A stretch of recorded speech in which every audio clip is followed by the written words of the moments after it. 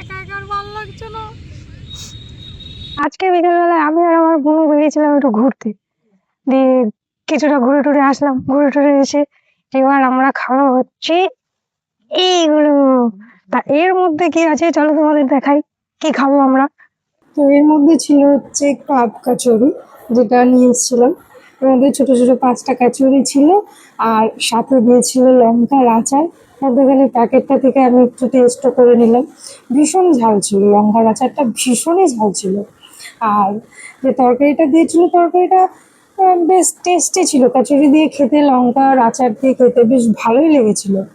তো এটাকে আমি সাইড করে রেখে আর একটা প্যাকেট বার করছিলাম যে ওটার মধ্যে কি আছে এবার তোমাদেরকে দেখাবো। খুলতেই দুটো ছোট ছোট প্যাকেট, একটার মধ্যে রয়েছিল হচ্ছে সাম্বার, আর একটার মধ্যে রয়েছে হচ্ছে বাদামের চাটনি, বাদাম নারকেলের চাটনি, যেটা আমার খেতে খুব ভীষণই ভালো লাগে। সাম্বারটাও ভালো ছিল, সাম্বারটাও দারুণ ছিল, ধোসাটাও খারাপ ছিল না। বিশাল গরম, ধরা যাচ্ছে না এত গরম। ও এমন ভাবে প্যাক করেছে যাতে এটা জীবনে না খোলা যায়। এটা এরকম করে সাজিয়ে রাখার জন্য প্যাক করে দিয়েছে।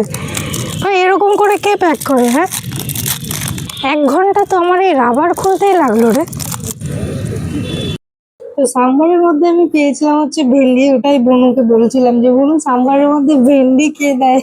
হ্যাঁ, তো ওটা নিয়ে একটু হাসাহাসি করছিলাম আমরা।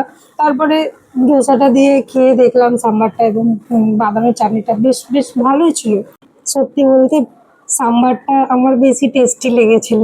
খাওয়া কমপ্লিট করে এখন বসে আছি, যেদিকে তাকাচ্ছি সেদিকেই জোড়ায় জোড়ায়, এদিকে তাকাচ্ছি জোড়ায় বসে, এদিকে তাকাচ্ছি জোড়ায় বসে, সামনে দেখছি জোড়ায় বসে, পিছনে দেখছি জোড়ায় বসে। আমাদের যে হবে তারাও হয়তো এখানে কারোর না কারোর সাথে বসে আছে। একা একা আর ভালো লাগছে না।